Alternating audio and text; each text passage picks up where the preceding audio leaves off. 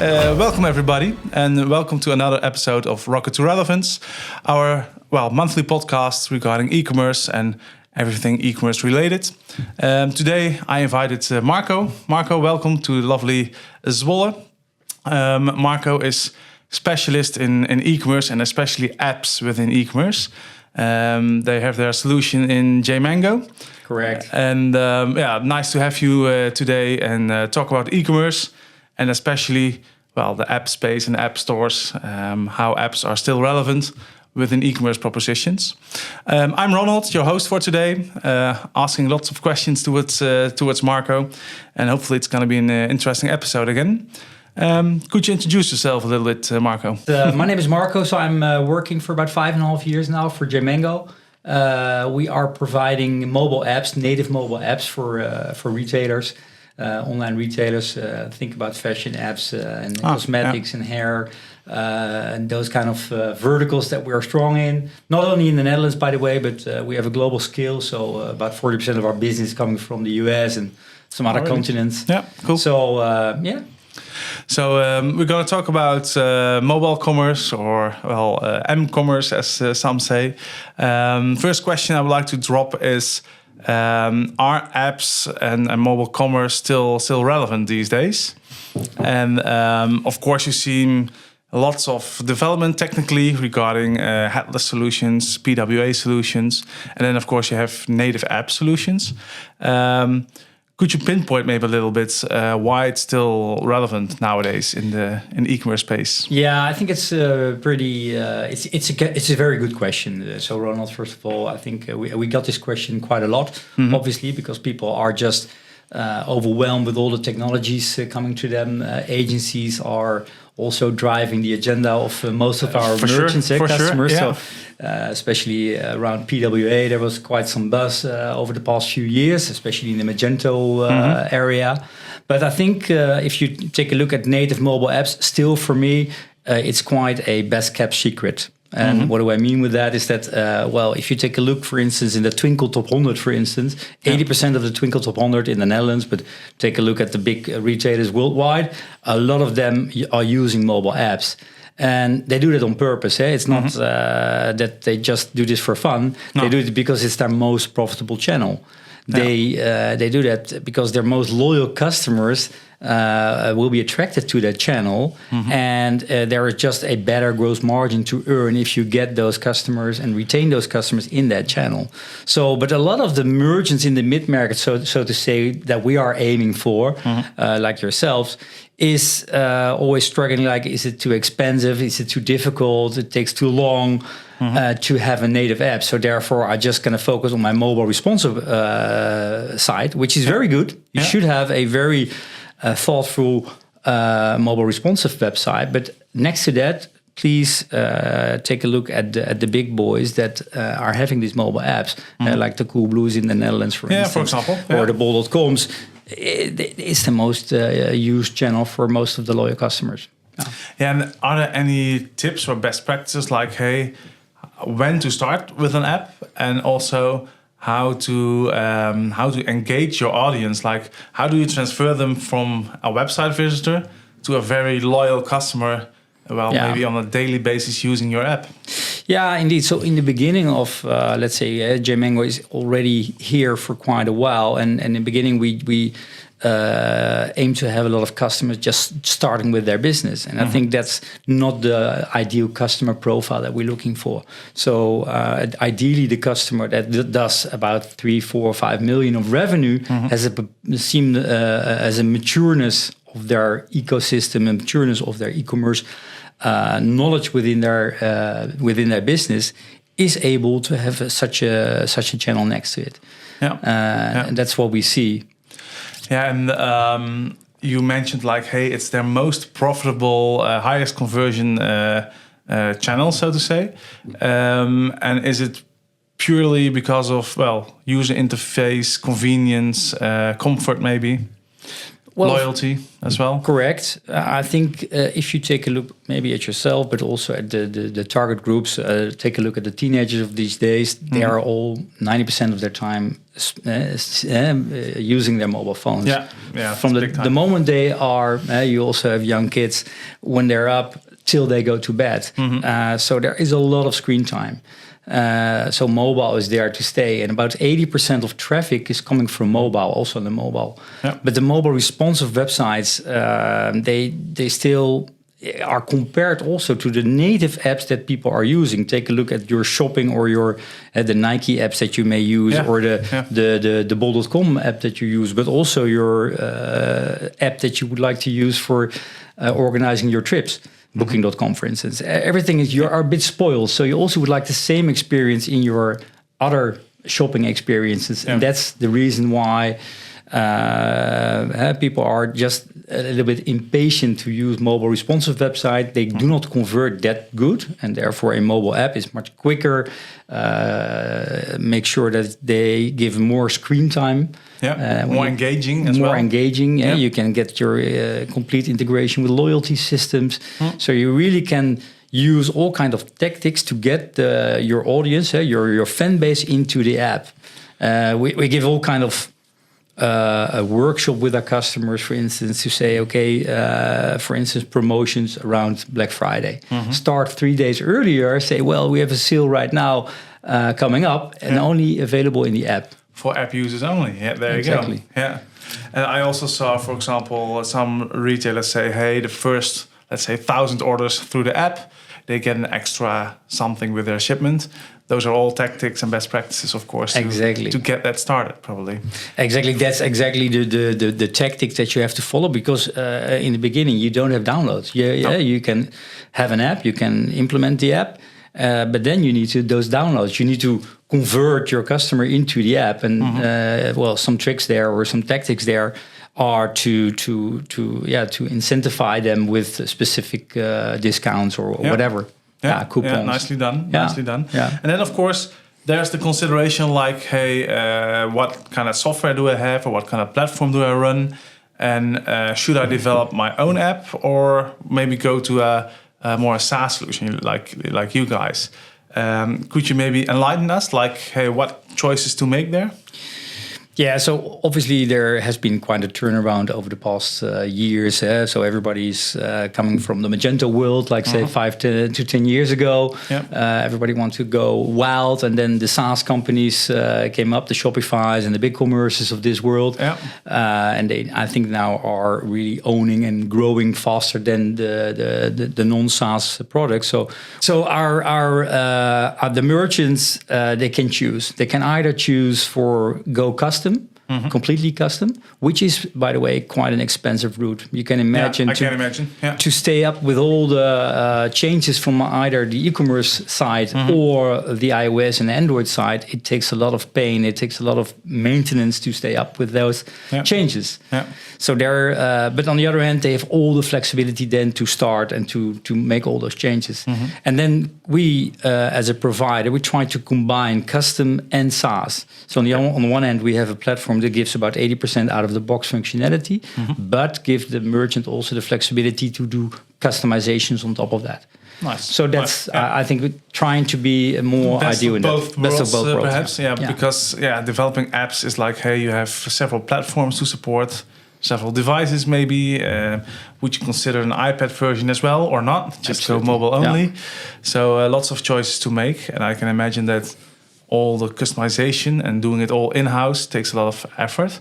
And especially, I think it's definitely worth to do a proof of concept maybe. Like, let's give it a try. Let's try it for 1 year and see how the channel evolves and adds and contributes to the revenue. And then especially a SaaS solution would be nice, I think. Absolutely. I think it's worthwhile to try it for a year. On the other hand, it takes a while to get some downloads, so the first results will take a while. But if you put the right effort and into it, it can definitely be a success. And we have lots of great success stories around that have put the right effort and focus on it to become successful. Awesome. Well, talking about those joint cases, for example, I know Studio Andalus has recently launched their app. It's the funny thing. It's also powered by Tweakwise. But could you share maybe their roadmap or road to success and how they implemented it, and maybe also sharing some insights already. How successful it is. I think I was there from the beginning with a team of Studio Andalus, with also obviously my team around us. And we had good conversations. They picked a SaaS provider, BigCommerce, as their e-commerce platform. Yep. And they also picked the agency, De Nieuwe Zaak, as their implementation partner. So coincidentally, we are a strategic partner of BigCommerce, but we also partner for De Nieuwe Zaak. So that was a good combination. So we were on the table with Studio Andalus, and they were already so excited about having an app. We didn't have to convince them that hard to say, okay, we want to have an app. They had a whole wish list of, hey, they had a whole wish list. And that's, and you have this conversation when a customer is already convinced about, I want this, but it's more like, do I want you? Yeah, and how to get there. And, exactly. Yeah. And so we were in this conversation together, and they were having so many thoughts about, I want this and this. Yeah, we got all so excited, and we say, okay, we want to have and create this roadmap together and do it step by step. We can't do it all at once, but do it step by step. And that's how we started with them. And in the meantime, the app is becoming a more and more dominant channel for them, being very successful. Their customer in the app do have quite some more screen time than they have on the website and the mobile website. So it's really giving them a lot more value than the rest of the channels. In fashion, I can imagine that screen time, engagement, checking the new collection or some sales items. Well, that's very valuable, of course. Absolutely, yeah. That's extend customer lifetime and retention as well. Correct. And those are also the metrics you see accelerating with app usage? Absolutely, yeah. So especially that screen time. So you would like to have as much screen time of your customer as possible. With the push notifications, you get this immediate screen time of customers. They use email a lot, like most of our joint customers probably do. But those emails, they aren't opened that often. And it's, well, you can send a lot, but so the push notifications are a really strong method to be there, get personalized data on the screen. So they really get, they see what they would like to see. So this is also something which really helps us drive more conversion into the app. Especially engaging that fan base, so to say, engaging with triggers and maybe some nice sales or whatever. This is really why an app is getting more and more attention from those kind of merchants to see that it's so profitable and so successfully. So average order value is going up, the screen value is going up, the customer lifetime value goes up, but also, not to forget, is the cost of acquisition. So because most people, if they want to go to Studio Andalus and on Sunday morning, thinking about my wife especially, she's a fan of that brand, she's looking for Studio Andalus, so she's Googling Studio Andalus, and every time she's Googling, you have to pay a certain amount of money. And to pay that, if you get this customer, my wife, with a push notification immediately in the app, you get rid of that ugly cost, which is on a certain base quite some cost. Especially for the fan base, of course. Exactly. That's ridiculous. So it's ridiculous to every time your fan base, which is about 30% of your total, 40% of your total customer base, to pay those costs for acquisition. They're already your customer. Contact details are already known. Exactly. When pay again. And maybe a critical side note is that, for example, I use many apps on my phone. Maybe over 100, maybe 200. I don't know. To be honest. You're a fan. To be honest. But of course, the lifetime of an app also has its times. I would say maybe after a month or maybe 2 months, you just remove the app. And what are best practices to keep people engaged in the app and not hit the delete button or skip the app, for example? You have to really drive the app as an additional channel. You can't, let's say, stay your website just up and say, okay, now I'm just going to sit behind and wait till all orders flow in.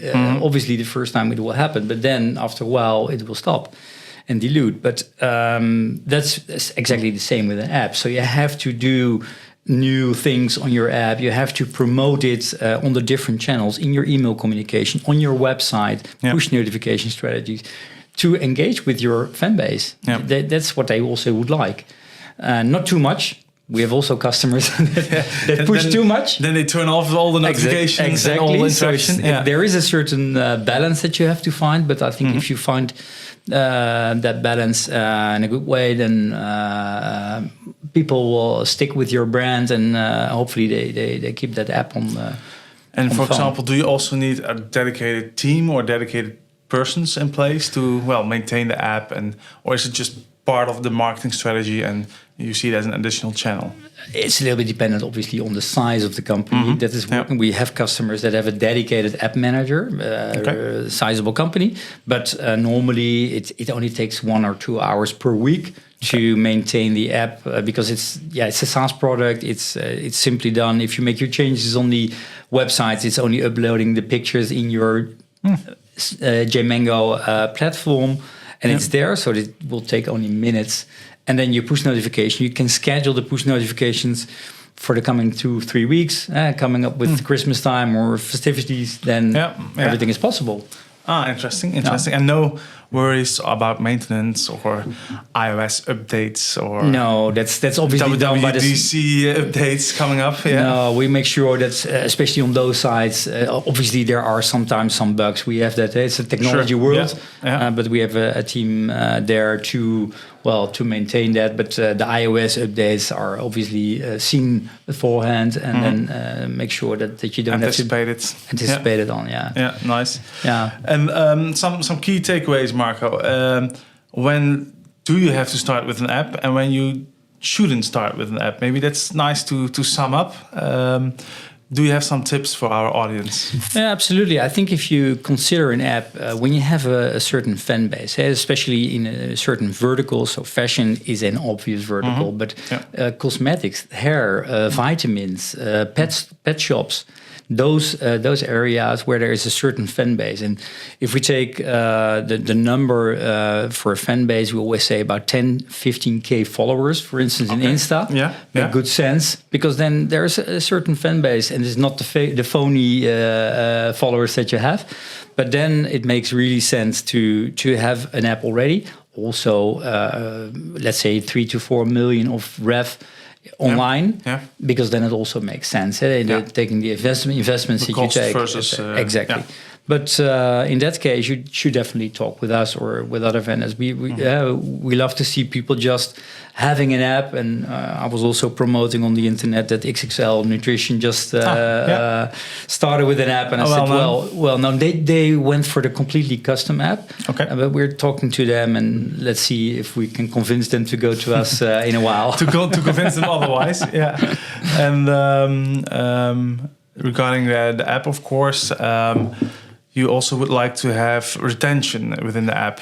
Is that also a business that's driven by retention, or it can be any vertical or any branch, so to say? We have customers in each vertical, so it's also a bit of the tactics of the specific customer. But retention, for instance, the US customer, they work a lot with loyalty systems, with bonus coupons, with coupons, the barcode within the app that they can show also in the physical store to show them, because that's also something that. But retention is obviously something which is top of mind for most of the merchants. They would like to see their customers coming back. And what's your vision for, let's say, 2030? Are apps still a thing? And would you expect that any serious retailer should have their own app? Well, if I look at 2030, it's 6 years from now, I definitely see apps still being important and dominant. Lots of functionality are included within the app. Take a look also at AR, for instance, where currently we have a jewelry customer that's it's possible to show the lovely jewelry on your hand, for instance, or on your with those AR. Exactly, and those kind of things. I think this will really enhance the experience of the end customer. For sure. Yeah. And therefore, I think native apps will stay there. But I think let's see. Yeah. We don't know for sure, of course. We don't know for sure, but there are a lot of technologies coming up. But I think with the PWA. We've had lots of customers that were thinking about the PWA, but the PWA is something really from Google. Yeah. So there's a lot of limitations if you have an audience which is mostly on iOS. So lots of restrictions. And, exactly. So the native functionality of your phone cannot be used within the PWA, and there are quite some limitations within the PWA. So I think,